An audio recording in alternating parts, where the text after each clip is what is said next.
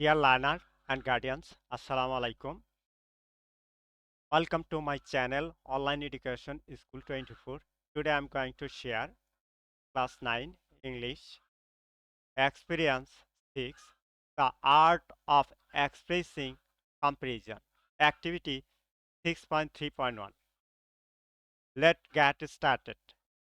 Now read the note below and explore the techniques for writing a compare and contrast hard text.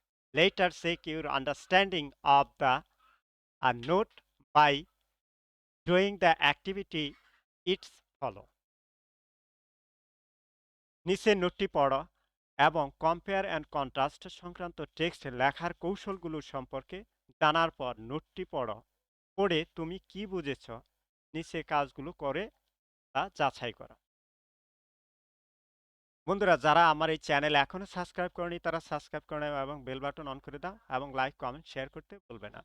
Like comment share করলে আমি নতুন নতুন video বানাইতে উৎসাহিত হই। নোট কম্পেয়ার অ্যান্ড কন্ট্রাস্ট এসে তুলনা এবং বৈসাদৃশ্য রচনা।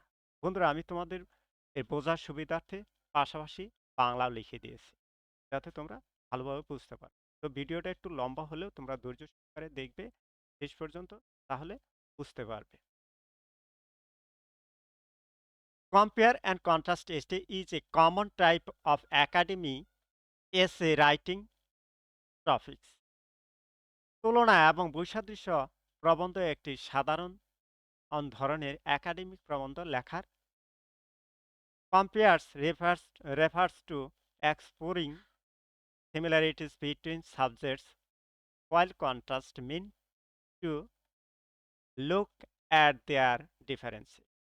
তুলনা বলতে বিষয়গুলোর মধ্যে সাদৃশ্যগুলো অন্বেষণ করা বোঝায়, যখন বৈসাদৃশ্য মানে তাদের পার্থক্যগুলো দেখায়। A compare and contrast essay explore the similarities and difference between two subjects to have some deeper insight into the two.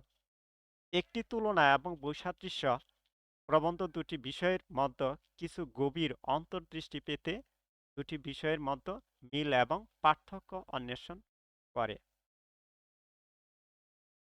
In a compare and contrast essay, we either are compare to the two subjects, contrast them, or sometimes do both. একটি তুলনা এবং বৈসাদৃশ্য প্রবন্ধে আমরা হয় দুটি বিষয় তুলনা করি, তাদের বিপরীত করি, বা কখনো কখনো উভয়ই করি।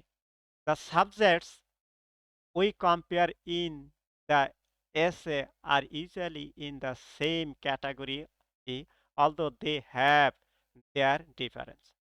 আমরা প্রবন্ধের যে বিষয়গুলি তুলনা করি সেগুলো সাধারণত একই বিভাগে থাকে, যদিও তা পার্থক্য রয়েছে। ফর এক্সাম্পল, উদাহরণস্বরূপ, we can write an essay comparing two books or contrasting them, or can do both to give a clean understanding of them. আমরা দুইটি বইয়ের তুলনা করে বা তাদের বিপরীতে একটি প্রবন্ধ লিখতে পারি, বা তাদের একটি পরিষ্কার বোঝার জন্য উভয়ই করতে পারি। লাইকওয়াইজ, একইভাবে, it can be two movies, two cities and two, একটি স্কুল, দুইটি চলচ্চিত্র, দুইটি শহর এবং দুইটি বিদ্যালয় হতে পারে।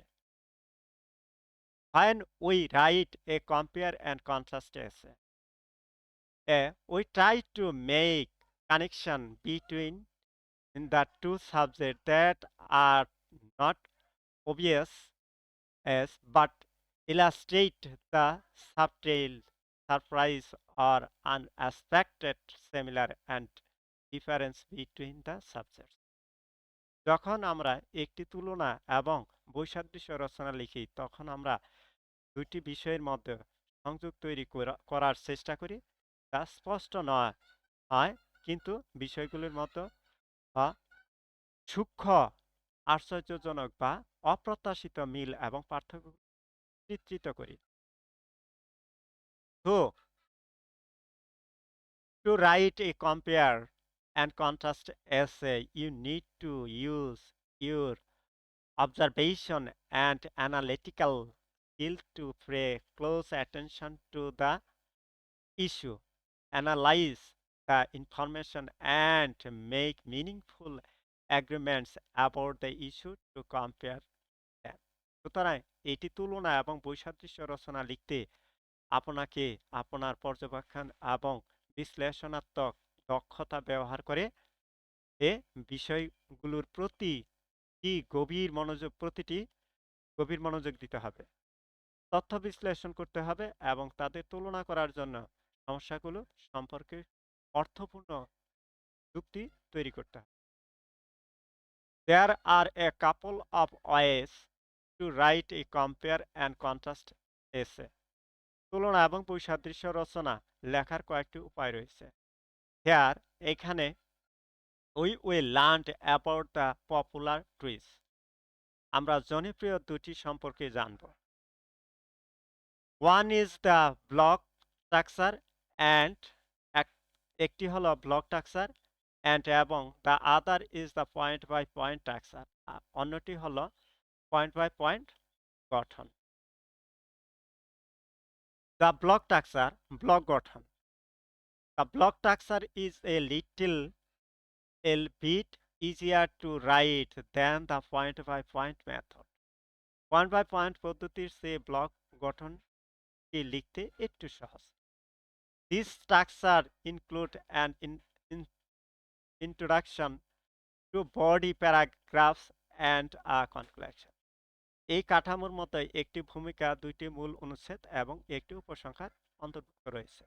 The first body paragraph talks about various features of one subject and the second body paragraph discuss the similar features of another subject. প্রথম অংশে অনুচ্ছেদটি একটি বিষয়ে বিভিন্ন বৈশিষ্ট্য সম্পর্কে কথা বলে এবং দ্বিতীয় অংশে অনুচ্ছেদটি অন্য বিষয়ে অনুরূপ বৈশিষ্ট্যগুলো নিয়ে আলোচনা করে। So it is the block structure easy. Each paragraph focuses on one separate things and altogether you have 4 paragraphs. সুতরাং ব্লক কাঠামোতে প্রতিটি অনুচ্ছেদ একটি পৃথক জিনিসের উপর ফোকাস করে এবং সব মিলিয়ে অপর 4টি অনুচ্ছেদ রয়েছে। আমাদের ব্লক স্ট্রাকচার গঠনের সময় আমরা এই নিয়মগুলো ব্যবহার করে লিখতে পারি। Then to the point by point structure. Point by point structure মানে এক প্যারা বাই প্যারা আমরা হেডলাইন বা শিরোনাম দিয়ে যেগুলাকে লিখি প্যারার নাম দিয়ে সেটা। This structure gives the readers more details about the subject that are compared and readers may find it more interesting than and the block method. এই কাঠামোটি পাঠকদের তুলনা করার বিষয়গুলো সম্পর্কে আরো বিশদ দেয় এবং বিশদভাবে দেয় এবং পাঠকেরা এটি ব্লক পদ্ধতির চেয়ে আরো আকর্ষণীয় বলে মনে করতে পারে। This method is a bit different from the block method as in this method you will get more than 2 paragraphs in the body.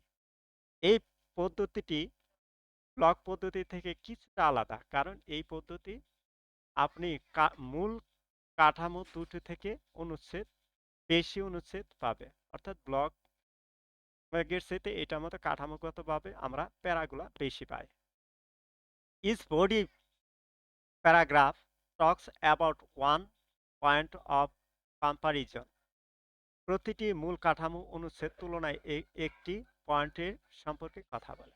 For example, if the first paragraph talk about one point of comparison, the second paragraph will focus on a different point of comparison. উদাহরণস্বরূপ যদি প্রথমে তুলনার একটি point সম্পর্কে কথা বলে তবে দ্বিতীয় অনুচ্ছেদটি তুলনা এটি বিভিন্ন পয়েন্টে ফোকাস করে। এটা ছিল আমাদের point by point. Now let's explore how to brainstorming similarities and difference between the two subjects to write a compare and contrast essay. এখন একটি তুলনা এবং বৈসাদৃশ্য রচনা লিখতে দুইটি বিষয়ের মধ্যে কিছু মিল এবং পার্থক্যগুলো বিশেষ চিন্তা করা যায় তা অন্বেষণ করা যাক।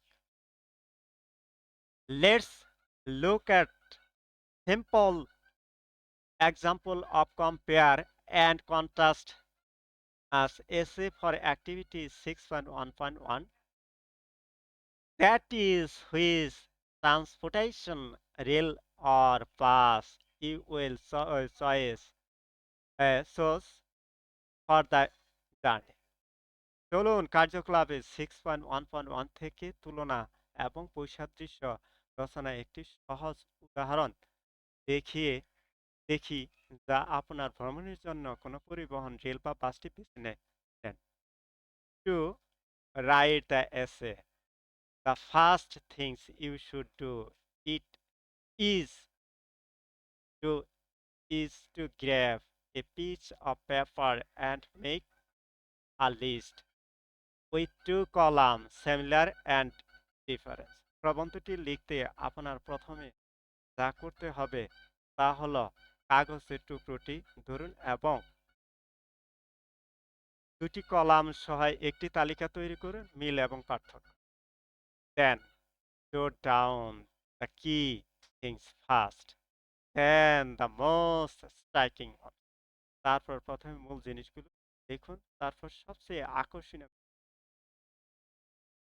Here you can also use a Venn diagram to circles that overlap.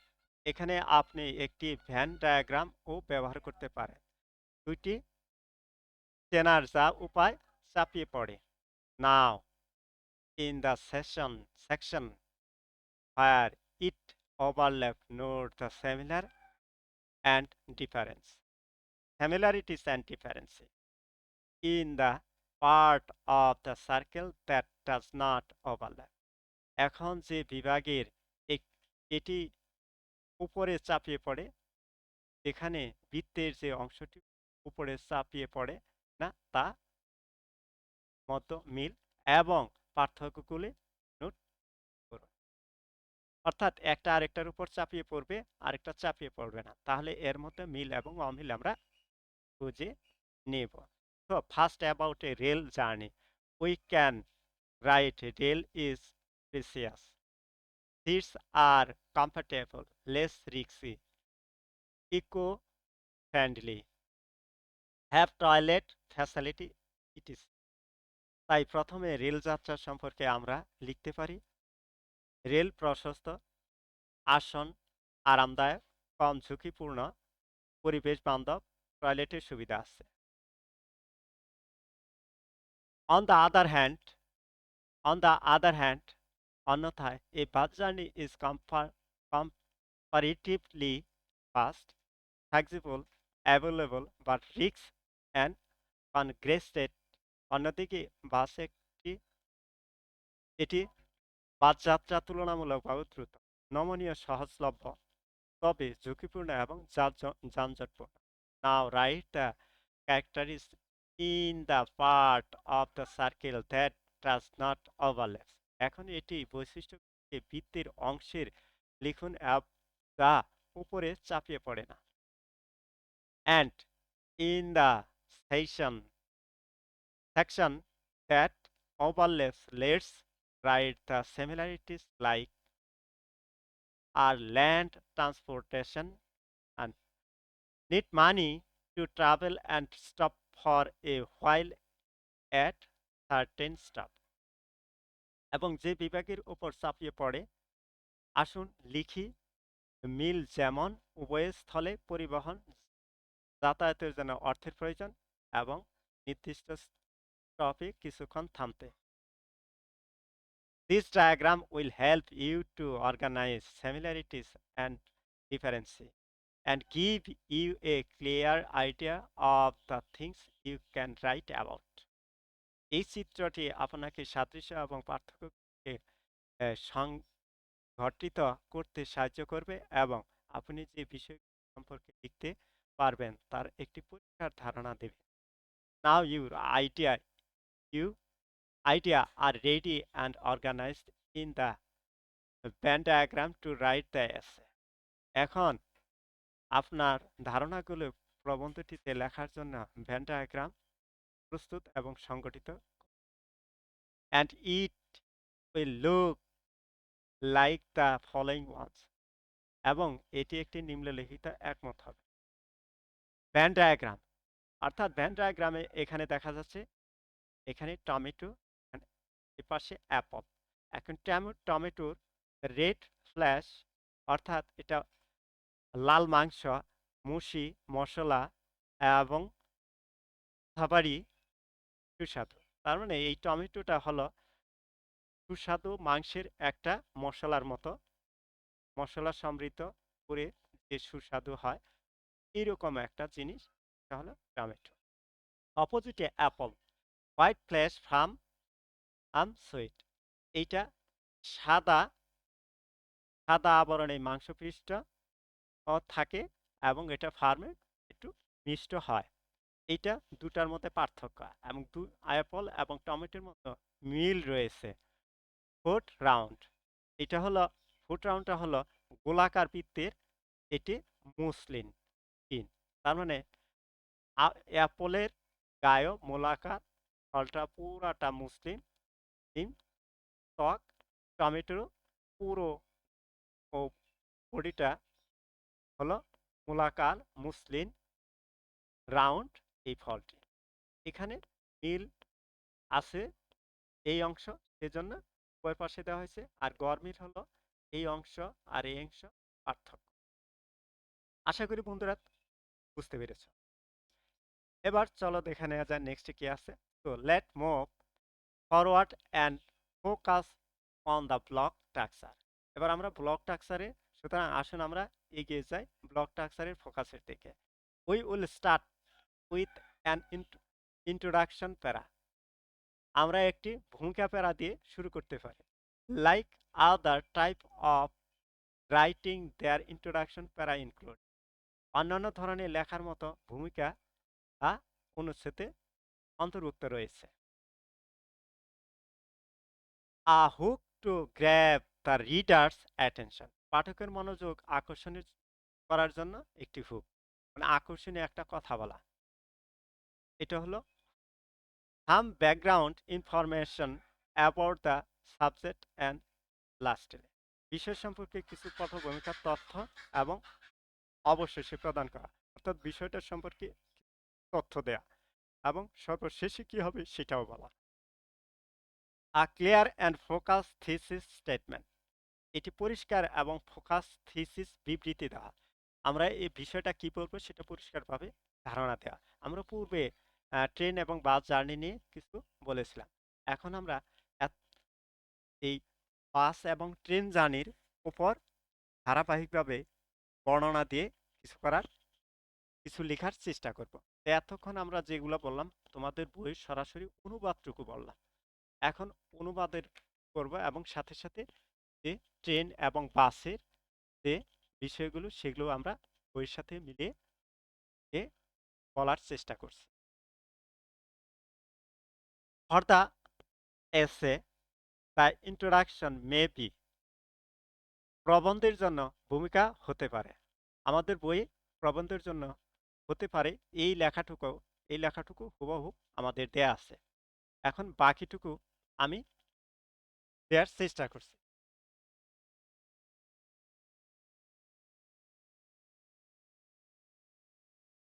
এখন দেখি কি আছে। ওর মধ্যে আমার ইন্ট্রোডাকশনে যতটুকু দেওয়া আছে হুবহু ইন্ট্রোডাকশনটুকু লিখেছি এবং বাংলা সহ দেখিয়ে দেওয়ার চেষ্টা করছি। তোমরা এগুলো পড়ে নিবে এবং দেখবে। তো আমি ভিডিওটা একটু ছোট করার সুবিধার্থে আমি একটু এই অংশটুকু করে দিচ্ছি না, যেহেতু তোমাদের বইয়ে এইটুকু ফ্রি আছে। তাহলে প্রথমে আমি ইন্ট্রোডাকশন দিলাম। ইন্ট্রোডাকশন দেওয়া টুকু বইয়ের মধ্যে পুরোপুরি আছে অনুবাদ করে, এবং বাকিটুকু অনুবাদ সহ দেওয়ার চেষ্টা করেছে। ফার্স্টলি এখন ফার্স্ট প্যারা আমার বোর্ড বইয়ের, যে this it's time to write the first body প্যারা, এটি প্রথম অংশের অনুচ্ছেদে লেখার সময়। আমাদের বডি প্যারায় প্রথম অংশে লেখার সময় আমাদের এইখানে আমি যেটুকু দিয়েছি এইটুকু আমাদের বোর্ড বইয়ে সরাসরি আছে। এইটুকুর বাংলা অনুবাদ সহ আমি পড়েছি, এবং এর পরের বাকি অংশটুকু আমি তোমাদের দিয়েছি। এইটুকু আমি পরে, মানে ফার্স্ট প্যারার এই শূন্যস্থানের পরের অংশ কি এটুকু দেওয়ার চেষ্টা করছি। তো দেখি এর সাথে মিলিয়ে কি মিল হয়। তো বোথ ট্রান্সপোর্টেশন মানে are used to transport large number of people and goods. Moreover, both are typically operated or on fixed routes and schedules, and can be used for long distance train as well as short distance and travel within a city or region. এটুকু আমি এর সাথে মিল করে দিয়েছি। এখন এইটুকুর বাংলা অনুবাদ হলো যে এই পর্যন্ত হলো আমাদের কি, যে both transportation are used to transport a large number of people and goods, মানে উভয় পরিবহনে বিপুল সংখ্যক মানুষ এবং পণ্য পরিবহনের জন্য ব্যবহৃত হয়। তারপর কি বলছে, moreover both are tropically operate on fixed roads and scheduled and can be used for long distance travel as well as short distance travel within a city or reason. তার মানে তাছাড়াও উভয় সাধারণত নির্দিষ্ট রুট এবং সময়সূচি পরিচালিত হয়, এবং একটি শহর বা অঞ্চলের মধ্য দিয়ে দীর্ঘ দূরত্ব ভ্রমণের পাশাপাশি স্বল্প দূরত্ব ভ্রমণের জন্য ব্যবহৃত হতে পারে। আমি এইটুকুর সাথে এই পুরাটুকু মিলিয়ে দিয়েছি স্থানে পূরণ করে। এটা দিলাম ফার্স্ট প্যারা। সেকেন্ড প্যারায় কি আছে?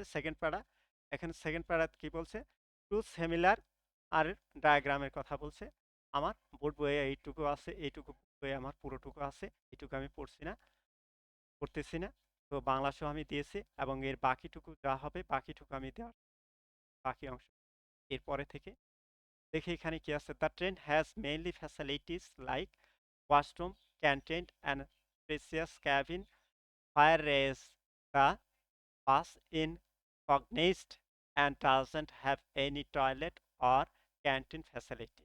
অর্থাৎ এখানে বলা হয়েছে ট্রেনে ওয়াশরুম, ক্যান্টিন এবং প্রশস্ত ক্যাবিনের মতো অনেক সুবিধা রয়েছে। এখানে বাসটি যানজটপূর্ণ এবং কোনো টয়লেট বা ক্যান্টিনের সুবিধা নেই।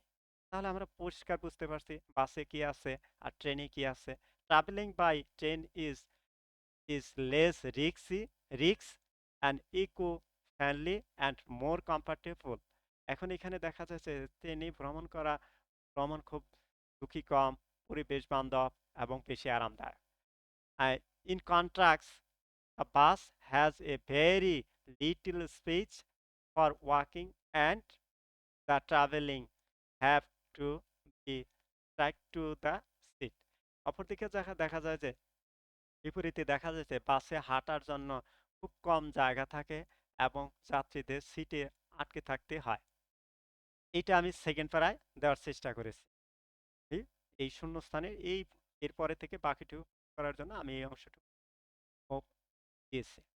আর নেক্সট দেখি আমাদের কনক্লুশনে, মানে উপসংহারে কি আছে এখানে দেখে নিই। এখানে তোমরা এগুলো পড়ে নিবে। আমি দেখি কনক্লুশনে কি আছে। কনক্লুশনে এটুকু আমি দেওয়ার চেষ্টা করছি। কনক্লুশনে দেওয়া আছে, two conclude we can say it is clear that people use rail and bus for traveling different places for their advantage and disadvantage. এখানে উপসংহারে আমরা বলতে পারি যে এটি পরিষ্কার যে লোকেরা তাদের সুবিধা এবং অসুবিধা বিভিন্ন জায়গায় ভ্রমণের জন্য রেল এবং বাস ব্যবহার করে। They have similarities, but they are different in many ways, like travel by train is more comfortable, less risks, and eco-friendly than traveling by bus. এখানে আমরা আরো দেখতেছি তাদের মধ্যে মিল রয়েছে, তবে তারা বিভিন্ন উপায়ে আলাদা, যেমন ট্রেন ভ্রমণে বাস ভ্রমণের চেয়ে বেশি আরামদায়ক, কম ঝুঁকিপূর্ণ এবং পরিবেশ বান্ধব। So, to may option traveling by rail is preferable than traveling by bus. তাই আমরা আমার মতে বাসে ভ্রমণের চেয়ে ট্রেন ভ্রমণ করাই ভালো। এটা ছিল আমাদের এই বোর্ড বইয়ের এই পর্যন্ত বর্ণনা। এখন আমাদের এখানে বোর্ড বইয়ের যে নেক্সটে বলা হয়েছে, আমরা comparison between rail travel and bus travel. আমরা ট্রেন ভ্রমণ এবং বাস ভ্রমণের মধ্যে তার মধ্যে যে তুলনা, সেটা করে আমি একটা কম্পোজিশন তৈরি করেছি। আমাদের বোর্ড বইয়ের যে ইন্ট্রোডাকশন ছিল, ইন্ট্রোডাকশনের অংশটুকু আমি হুবহুব এখানে দিয়েছি। আর বডি প্যারা ফার্স্টে ছিল দিয়েছি এইটুক, এবং বডি প্যারা সেকেন্ডে ছিল এইটুক দিয়েছি, এবং বডি প্যারা আর যে কনক্লুশন দিয়েছিল এটা দিয়েছি। এই অংশগুলো আমি পার্ট বাই পার্ট উপরে এখান থেকে উপরে আলোচনা করেছি, এ থেকে উপরের দিকে আমি আলোচনা করেছি 1 by 1, এবং পার্থক্যটা পুরোটাই আমি এখানে একসাথে আবার লিখে দিয়েছি, যাতে তোমরা এগুলো ধারাবাহিকভাবে তোমাদের খাতায় লিখে তোমরা তোমাদের ক্লাসে শেয়ার করতে পারো। বন্ধুরা, যদি এই ভিডিওটি ভালো লাগে তবে লাইক, কমেন্ট, শেয়ার ও সাবস্ক্রাইব করতে। Thank you for watching.